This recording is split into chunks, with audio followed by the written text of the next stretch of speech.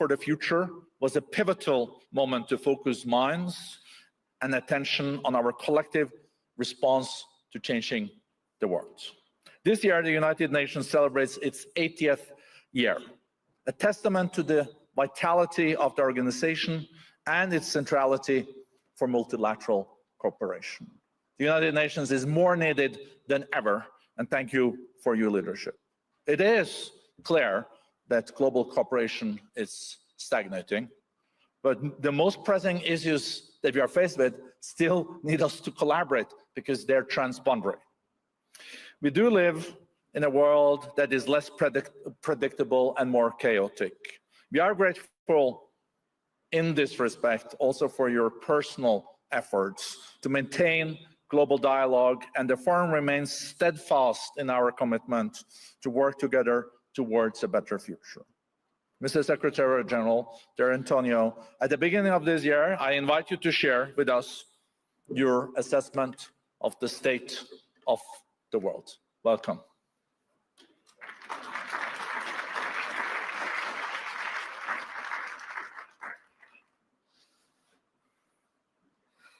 Ladies and gentlemen, dear friends, it's good to be back in Davos.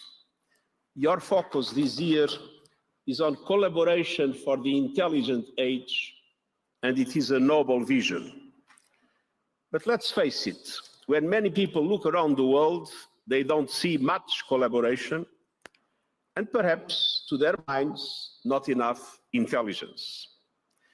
Despite progress on many fronts, investment in renewables, technological leaps, health advances, many of our world's problems are getting worse. We are living in an increasingly rudderless world. Last week, I delivered my annual priority speech to the General Assembly, and I said that our world is facing a Pandora's box of troubles. We face widening geopolitical divisions, rising inequalities, and assault on human rights. And we see a multiplication of conflicts, some of which are leading to the reshaping of different parts of the world, not least the Middle East. And there is finally a measure of hope when a ceasefire and hostage release deal in Gaza takes place, and we are working to surge up desperately needed humanitarian aid. I was also just in Lebanon, where a cessation of hostilities is holding and a new government is taking shape after 2 years of stalemate. From the Middle East to the Ukraine to Sudan and beyond, we still face an uphill battle. But we will never give up in calling for peace, but peace grounded on values. The UN Charter, international law, including international humanitarian law, and the principles of sovereignty, political independence, and territorial integrity of states. Meanwhile, developing countries are in economic dire straits. Some are facing double-digit inflation rates, while interest payments in Africa are earning up 27% of all government revenues. On every front, our system of governance are often ill-equipped to deal with these challenges. Many were built for a different era, a different economy, and a different world. We are working to reform institutions for the 21st century, from the global financial architecture to the UN Security Council, two basic aspects of our summit of the future. But reforming institutions requires a reform in mindsets, because we face big challenges, existential challenges, and I'm not convinced leaders get it. Yes, we all understand the nature of an existential threat. Those of us who lived through the Cold War remember the decades spent living under the constant shadow of nuclear annihilation. Of course, the nuclear threat is still with us. But when it comes to existential threats, nuclear is no longer alone. Today we face two new and profound threats that demand far more global attention and action because they threaten to upend life as we know it: the climate crisis and the ungoverned expansion of artificial intelligence. First, climate chaos. I recently saw an analysis that exposed the grim irony. 13 of the world's biggest ports for oil supertankers will be overwhelmed by rising sea levels. Rising seas, which are caused by rising temperatures, and rising temperatures, which are overwhelmingly caused by burning fossil fuels. Our fossil fuel addiction is a Frankenstein monster, sparing nothing and no one. All around us, we see clear signs that the monster has become master.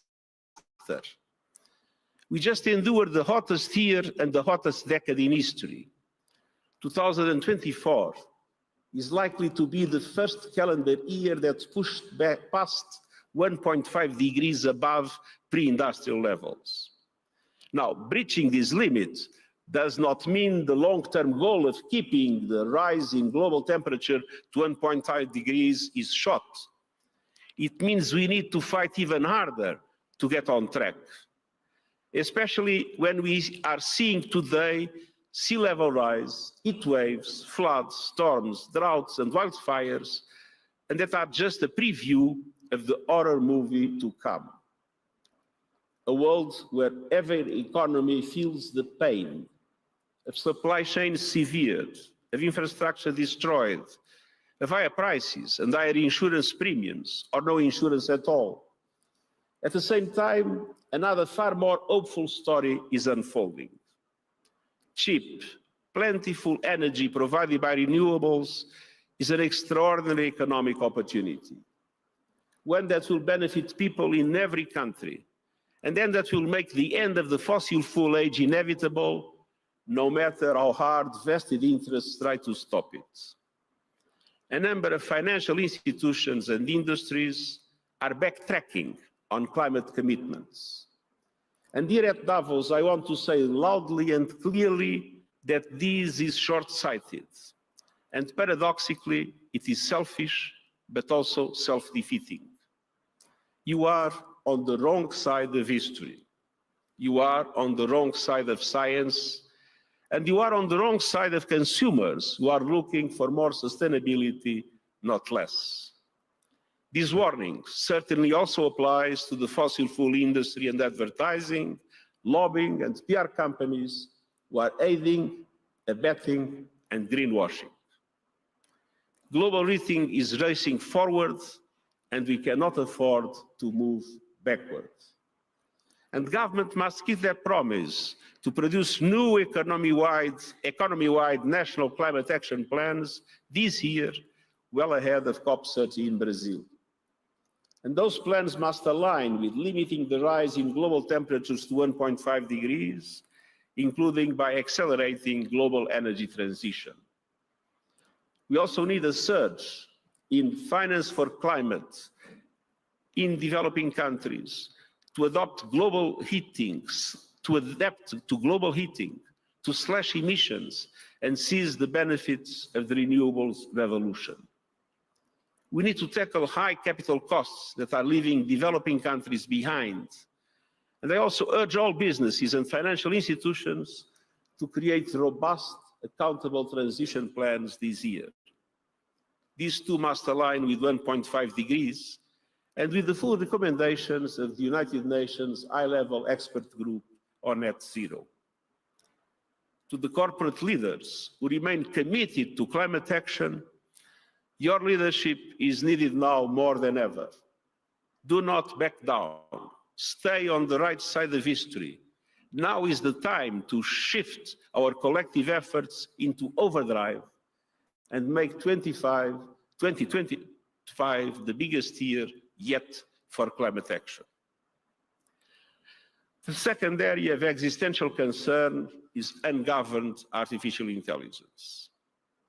Yes, AI holds untold promise for humanity, revolutionizing learning, advancing healthcare, and diagnosing illness earlier, supporting farmers with smarter tools to boost productivity, clearing landmines, and better targeting aid in times of crisis.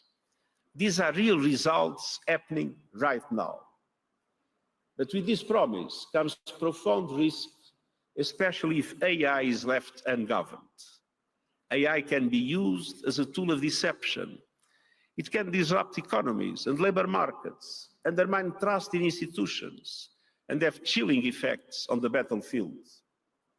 And AI could deepen inequalities by excluding those without the resources or tools to benefit from its promise. Once again, collaboration is critical. The Global Digital Compact, adopted in September at the United Nations, offers a roadmap to harness the immense potential of digital technology and close digital divides. It also brings the world together around a shared vision for artificial intelligence, one where this technology serves humanity, not the other way around. The concept establishes the first universal agreement on the governance of AI that brings every country to the table.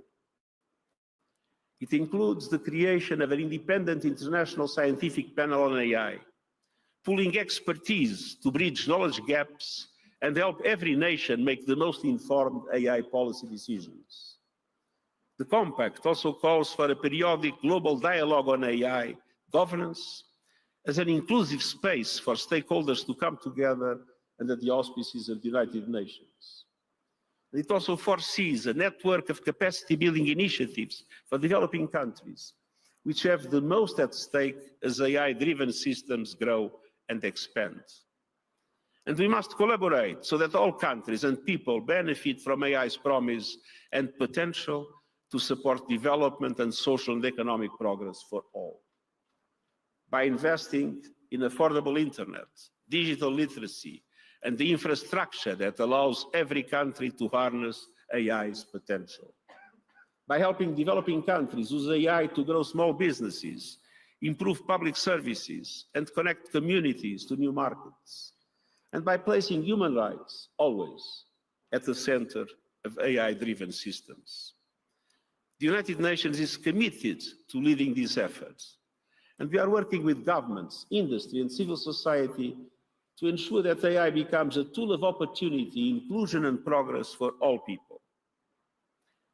Ladies and gentlemen, now is the time to wake up to these existential challenges and face them head-on and transform them in sources of progress and welfare for everybody.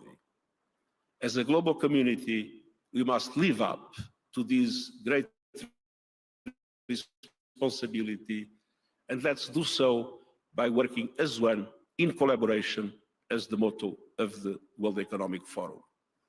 Thank you, and I look forward to our discussion today.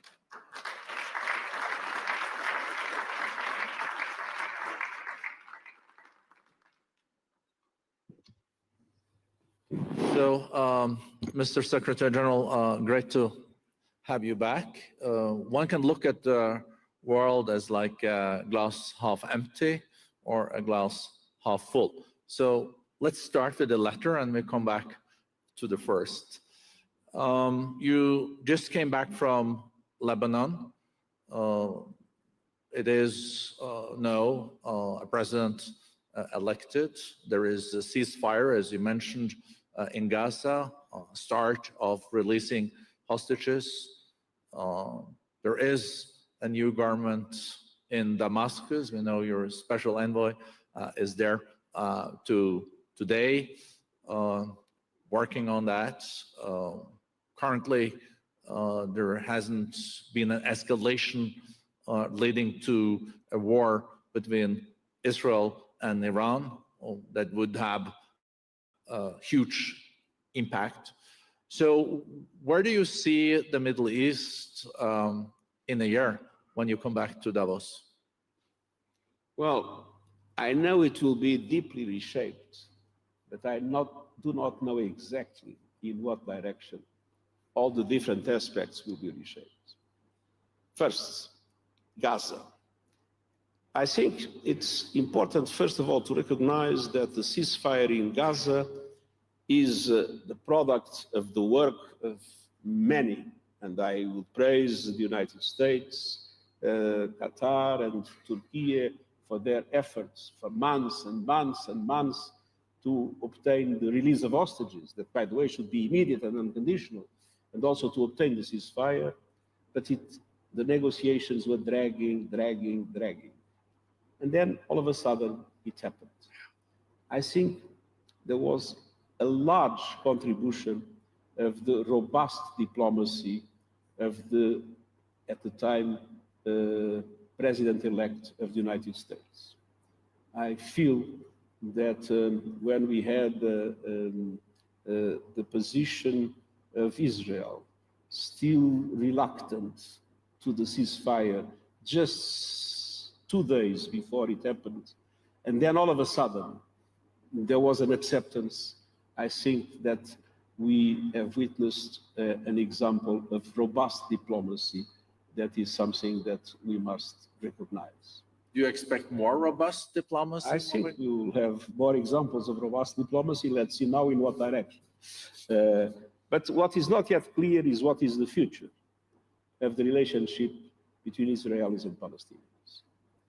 One possibility is to move into annexation of the West Bank and probably a kind of a limbo situation in Gaza, which of course is against international law and would mean there will never be peace in the Middle East. The other possibility is to be still on time, with a revitalized Palestinian Authority and an open approach by the Israeli government to still be able to look into a two-state solution. It's not yet clear how things will develop. In Lebanon, I believe that the ceasefire is holding, and my hope is that we will witness a Lebanon that will be able to finally have an effective government. And we know the Lebanese, if the war ends at noon, at 1 o'clock, they start rebuilding. So the Lebanese people have an enormous potential. So I'm optimistic about Lebanon. But we are still not yet we still do not yet have a guarantee that this ceasefire will hold and will lead to a final peace agreement. I think Syria is the big question mark. We have a new government that is saying all the right things, but at the same time, it's a government that still corresponds only of what we had in Idlib, and in organizations that have a tradition that is not exactly of the members of the choir of a church. So there are many questions, and we see some signals that the openness and tolerance that is said really will translate itself into reality. So we hopefully will have a Syria with a government that represents all the communities in Syria, which means that the problem between Turkey and the Kurds will also be solved, and that allows for a full integration of Syria in the international community, but we still have a strong risk of fragmentation and a strong risk of extremism in at least parts of the Syrian territory. So Syria is still a question mark, but it is in the interest of us all to engage in order to make things move in the direction of an inclusive form of governance in Syria in which all minorities will feel represented. And I think some gesture must be made, namely in relation to the sanctions, in order to help to make it possible. Incentivize. I think it's a quid pro quo, but I believe the first step now must see to create some relief in the sanctions system that is causing a lot of suffering to the Syrian people. And we already seen 200,000 Syrians coming back to Syria, but we also, as you said, SG is a lot at stake, because we've seen in the past that walking the talk has not necessarily been happening, and it's really a lot at stake now with inclusiveness. You have the Kurds, you have the Alawites, you have Christians, you have Shiites, so it's complex. As I said, we might have a good solution in which all feel represented and the contradictions are overcome, or a fragmentation with extremism still ruling parts of the territory.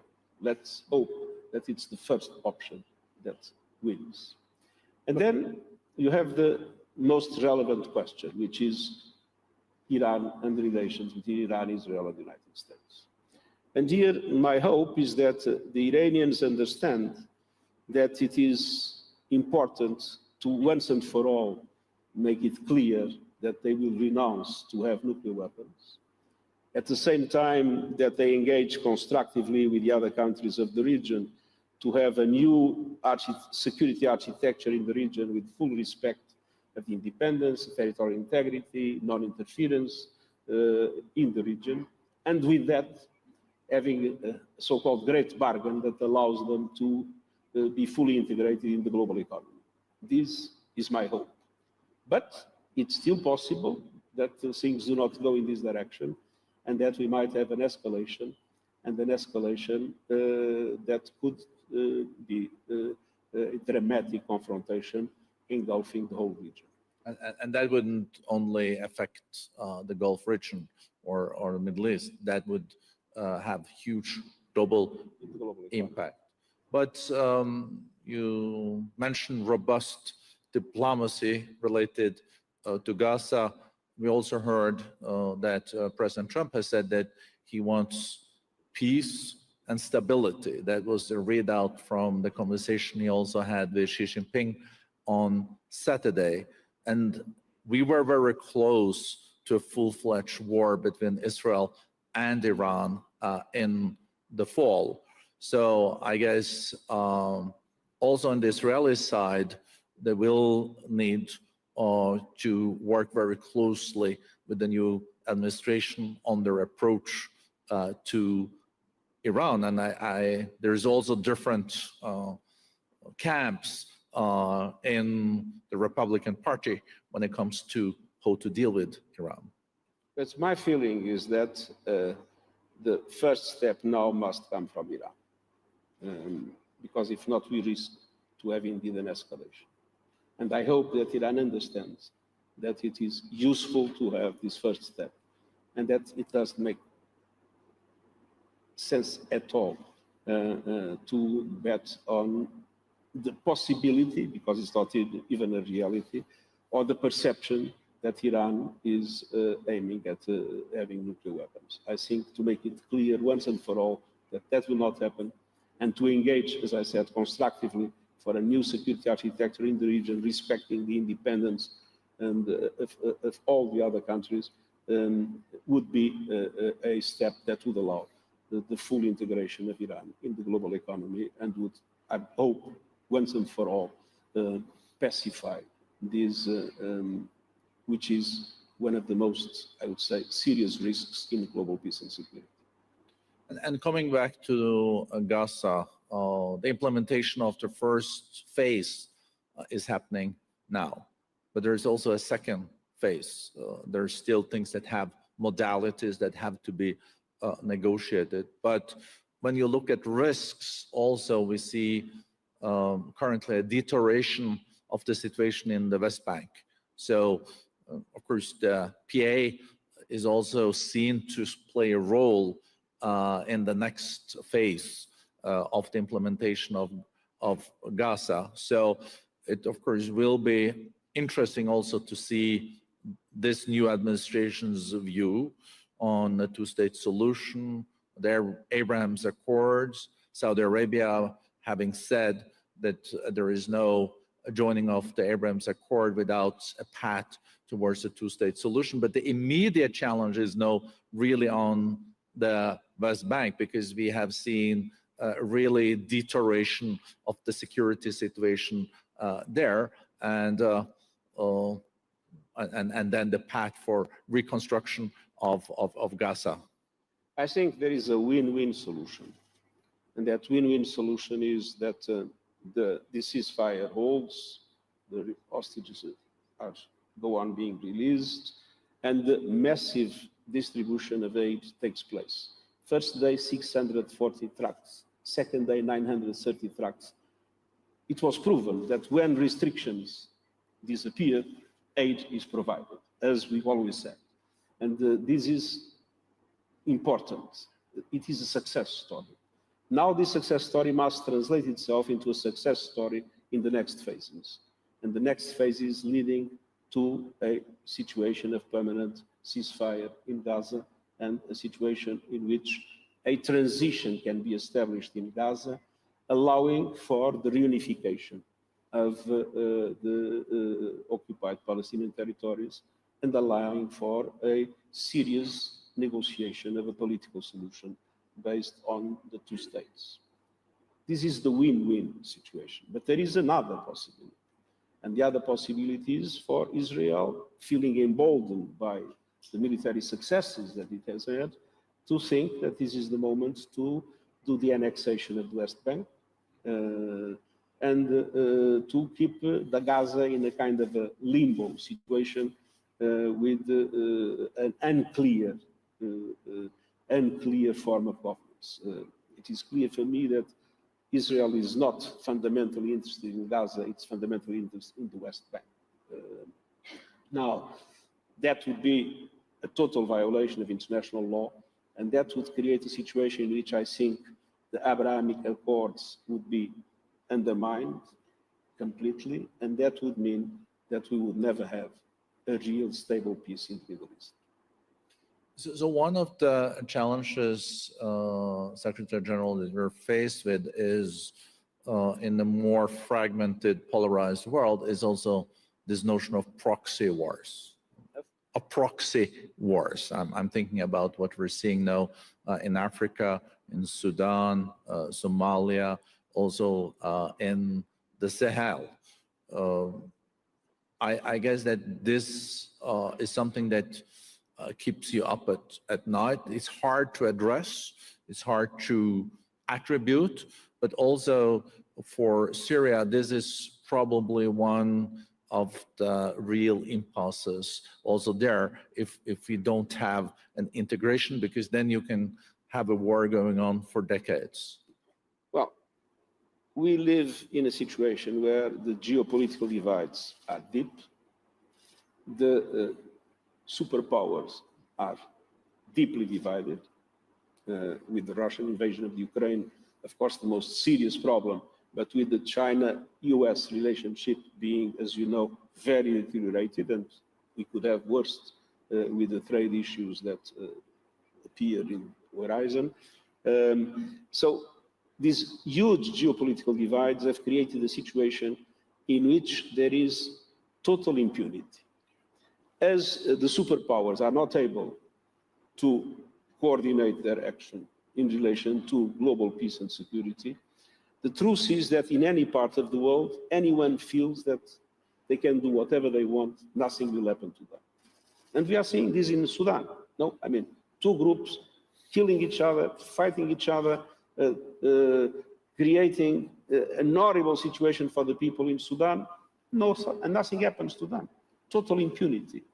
Now, this is the situation that I believe we need to correct, because this is what makes these wars by proxy happen. And you see that in each of the situations, you have 4 or 5 countries that interfere with the conflict, be it in Libya, be it in Sudan, be it in the Sahel. Somalia. Be we have the president here on the first row. So, I mean, it is absolutely essential to, independently of the geopolitical divides that exist, to create a situation in which there is real accountability in relation to the dramatic violations of human rights and international humanitarian law we are seeing in the world. So, coming to a close, it's a paradox, though, isn't it, that in a world where more and more of the challenges are transboundary, being future pandemics, climate change, as you mentioned also in your speech, making sure that technology works in the interest of humankind, also with cybercrime, but also in all these regional conflicts that are so interconnected. We do have the Security Council. Of course, there is criticism that it is not the best mood in the Security Council, but it is a place where the big powers still meet. And it's a paradox that in a situation where all these challenges are only solved in a multilateral context, the appetite is not always there. So it first makes your job even more complex. But do you feel there are a few opportunities and silver linings now in the coming years to even in a world where each nation follow mainly their national interest, there are areas where there's so strong overlap of the interest that you can push things through? Well, first of all, let's look at the Security Council. The problem of the Security Council is a problem of effectiveness, but it's also a problem of legitimacy. The Security Council, in the 5 permanent members, has 3 European members, whether people like it or not. France, UK, and Russia are European countries. Now, 3 in 5 of a continent that is what it is doesn't make any sense anymore. So it is absolutely essential to have a reform of the Security Council to make the Security Council more representative of today's world and to make it more effective. This was one of the central questions of the debate in the Summit of the Future. But beyond that, what I believe is that there are things that will tend, in my opinion, to unite. And I have a lot of hope of the positive impacts of science and the positive impacts of, I would say, technological development. We can have different positions, but renewables became the cheapest way to produce electricity. In 10 years? And so independently of the opinions that people might have, those that are now investing in fossil fuels, in my opinion, are investing in stranded assets. I'm totally convinced that the oil and gas that exist in the world today, independently of new discoveries, will never be spent. And so sooner or later, I believe that the realities created by the scientific and technological evolution will make it inevitable, even for reasons of selfish analysis, will make it inevitable for people to take the right decisions. And that is one of my hopes. The second hope is that the youth of today has a different perspective and a different vision of the world than the youth of our generations. They are more cosmopolitan and they are more sensitive to the questions that are related to the well-being of our planet and well-being of the international community. So there are silver linings. I think that the question is not to be optimistic or pessimistic. The question is to be determined. We need to be determined in making the values and principles in which we believe win. And if we are determined to fight for the right thing, if we are on the right side of history, I believe in the end we'll get what we want. Thank you so much. Thank you so much, Mr. Secretary General. All the best. All the best. Thank you.